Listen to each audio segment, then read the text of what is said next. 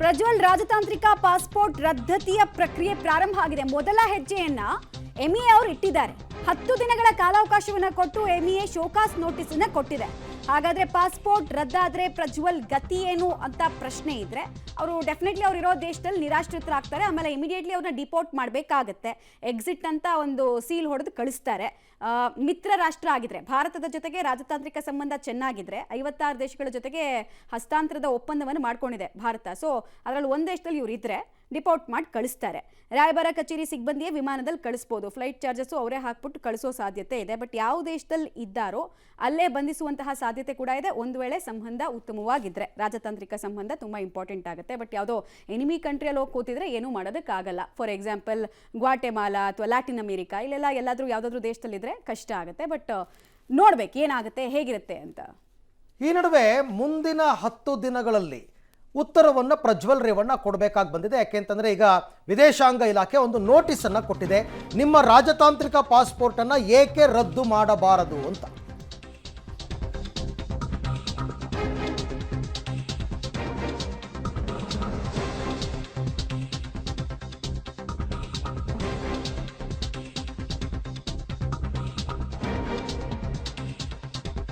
Pen drive ಪ್ರಕರಣದಲ್ಲಿ ಅಖಾಡಕ್ಕಿಳಿದಿದೆ ವಿದೇಶಾಂಗ ಸಚಿವಾಲಯ.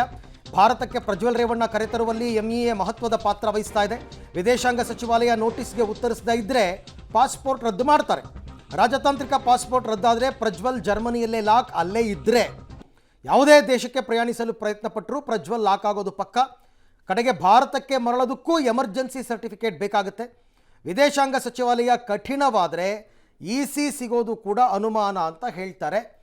ಬಟ್ ಭಾರತದ ಪಾಸ್ಪೋರ್ಟ್ ರದ್ದಾಗಿಯೂ ಕೂಡ ಕೆಲವರು ವಿದೇಶದಲ್ಲಿ ತಲೆಮರೆಸ್ಕೊಂಡಿರ್ತಕ್ಕಂಥ ಉದಾಹರಣೆಗಳಿದೆ. ಈ ಬಗ್ಗೆ ಮತ್ತಷ್ಟು ಮಾಹಿತಿ ನನ್ನ ಕೊಲೀಗ್ ಶಬೀರ್ ಅವರಿಂದ ಪಡ್ಕೊಳ್ಳೋಣ. ಶಬೀರ್, ಈಗ ವಿದೇಶಾಂಗ ಇಲಾಖೆಯವರು ಅಖಾಡಕ್ಕೆ ಇಳಿದಿದ್ದಾರೆ. 10 ದಿವಸದಲ್ಲಿ ಉತ್ತರ ಕೊಡದೇ ಇದ್ದರೆ ಮುಂದೇನು ಅಂತಕ್ಕಂಥದ್ದು ಗೊತ್ತೇ ಇದೆ. ಸೊ ಈಗ ವಿದೇಶಾಂಗ ಇಲಾಖೆಯ ಪಾತ್ರ ಪ್ರಜ್ವಲ್ರನ್ನ ಭಾರತಕ್ಕೆ ಕರೆತರುವಲ್ಲಿ ಎಷ್ಟು ಪ್ರಮುಖವಾಗುತ್ತೆ ಅಂತ? ಅರವಿಂದ್, ಈಗ SIT ಪತ್ರ ಬರೆದ ಬೆನ್ನಲ್ಲೇ ಈಗ ಕೇಂದ್ರ ವಿದೇಶಾಂಗ ಇಲಾಖೆ ಕೂಡ ಕಾರ್ಯಪ್ರವೃತ್ತ ಆಗಿದೆ. ಈಗಾಗಲೇ ಪ್ರಜ್ವಲ್ ರೇವಣ್ಣ ಅವರಿಗೆ ಒಂದು ಶೋಕಾಸ್ ನೋಟಿಸ್ ಅನ್ನ ಕೂಡ ಜಾರಿ ಮಾಡಿದೆ. ಮುಖ್ಯವಾಗಿ ಇದರಲ್ಲಿ ನೀವು ವಿದೇಶ ಪ್ರವಾಸ ಹಮ್ಮಿಕೊಂಡಿರುವಂತದ್ದು ಯಾಕೆ, ಮತ್ತೆ ನಿಮ್ಮ ವಿರುದ್ಧ ಕೆಲವೊಂದಿಷ್ಟು ದೂರುಗಳು ಮತ್ತೆ FIR ಕೂಡ ದಾಖಲಾಗಿದೆ. ಇದ್ರ ಬೆನ್ನಲ್ಲೇ ನೀವು ತಲೆಮರೆಸ್ಕೊಂಡಿದ್ದೀರಿ ಅನ್ನುವಂತ ಆರೋಪಗಳು ಕೂಡ ಇದಾವೆ. ನೀವು ಭಾರತಕ್ಕೆ ಯಾವತ್ತು ವಾಪಸ್ ಆಗ್ತಿದ್ದೀರಿ?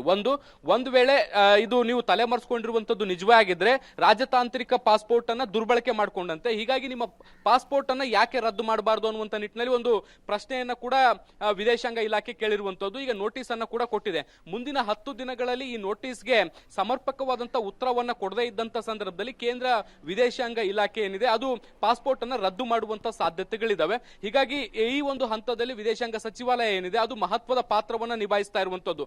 ಒಂದು ವೇಳೆ ಪ್ರಜ್ವಲ್ ರೇವಣ್ಣ ಅವರ ಪಾಸ್ಪೋರ್ಟ್ ರದ್ದಾದಂತ ಸಂದರ್ಭದಲ್ಲಿ ಅವರು ವಿದೇಶದಲ್ಲಿ ಸಂಕಷ್ಟಕ್ಕೆ ಸಿಲುಕಬಹುದಾದಂತ ಸಾಧ್ಯತೆಗಳಿದಾವೆ. ಮುಖ್ಯವಾಗಿ ನಾವು ನೋಡೋದಾದ್ರೆ ಈಗ ಜರ್ಮನಿಯಲ್ಲಿ ಇದ್ದಾರೆ ಅಂತ ಹೇಳಲಾಗ್ತಾ ಇರುವಂತದ್ದು. ಜರ್ಮನಿಯಿಂದ ಅವರು ಇನ್ಯಾವುದೇ ದೇಶಕ್ಕೂ ಕೂಡ ಪ್ರಯಾಣ ಮಾಡ್ಲಿಕ್ಕೆ ಸಾಧ್ಯ ಆಗಲ್ಲ.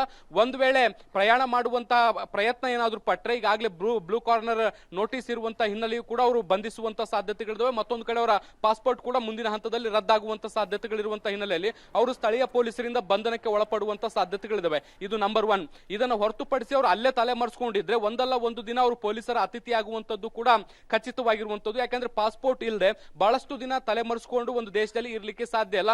ಒಂದಲ್ಲ ಒಂದು ಹಂತದಲ್ಲಿ ಸಿಕ್ಕಿ ಹಾಕೊಳ್ಬೇಕಾದಂತ ಅನಿವಾರ್ಯತೆಗಳು ಬರ್ತವೆ. ಇದನ್ನೆಲ್ಲವನ್ನು ಹೊರತುಪಡಿಸಿ ಅವರು ಭಾರತಕ್ಕೆ ಬರ್ತೀನಿ ಅಂತ ಅಂದ್ರೆ ಪಾಸ್ಪೋರ್ಟ್ ರದ್ದಾದ ಮೇಲೆ ಅದು ಕೂಡ ಬಹಳಷ್ಟು ಕಷ್ಟ ಆಗುತ್ತೆ. ಯಾಕೆಂದ್ರೆ ಕೆಲವೊಂದಿಷ್ಟು ತುರ್ತು ಪರಿಸ್ಥಿತಿಯ ಸಂದರ್ಭಗಳಲ್ಲಿ ಪಾಸ್ಪೋರ್ಟ್ ಕಳ್ಕೊಂಡ್ರೆ ಅಥವಾ ಬೇರೆ ಏನಾದ್ರೂ ಅವಘಡಗಳಾದಂತ ಸಂದರ್ಭದಲ್ಲಿ ಕೆಲವು ಭಾರತೀಯರಿಗೆ ವಾಪಸ್ ಬರ್ಲಿಕ್ಕೆ ಎಮರ್ಜೆನ್ಸಿ ಸರ್ಟಿಫಿಕೇಟ್ ಅನ್ನುವಂತ ಒಂದು ಆಪ್ಷನ್ ಅನ್ನ ಭಾರತ ಸರ್ಕಾರ ಇಟ್ಕೊಂಡಿರುವಂತದ್ದು. ಇದನ್ನ ಕೊಡುವಂತ ಅಧಿಕಾರವನ್ನ ಅಲ್ಲಿರುವಂತಹ ಹೈಕಮಿಷನ್ ಗಳಿಗೆ ಕೊಡಲಾಗಿದೆ.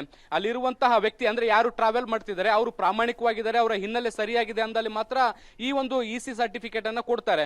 ಒಂದ್ ವೇಳೆ ಪ್ರಜ್ವಲ್ ರೇವಣ್ಣ ಅವರ ಪಾಸ್ಪೋರ್ಟ್ ಅನ್ನ ವಿದೇಶಾಂಗ ಸಚಿವಾಲಯ ರದ್ದು ಮಾಡಿದ್ರೆ ಇಸಿ ಸರ್ಟಿಫಿಕೇಟ್ ಸಿಗುವಂತದ್ದು ಕೂಡ ಕಷ್ಟ ಆಗುತ್ತೆ. ಹೀಗಾಗಿ ಅವರು ಪಾಸ್ಪೋರ್ಟ್ ರದ್ದಾದ ಬಳಿಕ ಭಾರತಕ್ಕೆ ಬರುವಂತದ್ದು ಬಹಳ ಒಂದು ಕಡೆ ಸಂಕಷ್ಟ ಆದ್ರೆ ಮತ್ತೊಂದು ಕಡೆ ಬೇರೆ ಕಡೆನೂ ಟ್ರಾವೆಲ್ ಮಾಡಕ್ ಆಗದೆ ಅಲ್ಲೇ ಜರ್ಮನಿಯಲ್ಲೇ ತಲೆಮರೆಸ್ಕೊಂಡು ಓಡಾಡಬೇಕಾದಂತ ಅನಿವಾರ್ಯತೆ ಸೃಷ್ಟಿ ಆಗಬಹುದು. ಥ್ಯಾಂಕ್ ಯು ಶಬೀರ್, ತಮ್ಮೆಲ್ಲ ಮಾಹಿತಿಗೆ ಧನ್ಯವಾದ. ಒಟ್ಟಾರೆ ಈಗ ನನ್ನ ಪ್ರಕಾರ ನಾವೆಲ್ಲ ಮಾತಾಡ್ತಾ ಇರೋದು ಪಾಸ್ಪೋರ್ಟ್ ರದ್ದಾಗ್ಬಿಡುತ್ತೆ ಕರ್ಕೊಂಡು ಬರೋದಕ್ಕೆ ಅಂತ ಹೇಳ್ತಾ ಇದ್ವಿ. ಬಟ್ ಒನ್ಸ್ ಏನಾದರೂ ಪಾಸ್ಪೋರ್ಟ್ ರದ್ದಾದರೆ ಈತ ದೋಷಮುಕ್ತನಾದ ಮೇಲೂ ಕೂಡ ಈತನಿಗೆ ಪಾಸ್ಪೋರ್ಟ್ ಸಿಗಲ್ಲ, ಅದು ಗೊತ್ತಿರಬೇಕು. ಇನ್ಯಾವತ್ತೂ ವಿದೇಶಗಳಿಗೆ ಈತ ಪ್ರಯಾಣ ಮಾಡೋದಕ್ಕಾಗಲ್ಲ.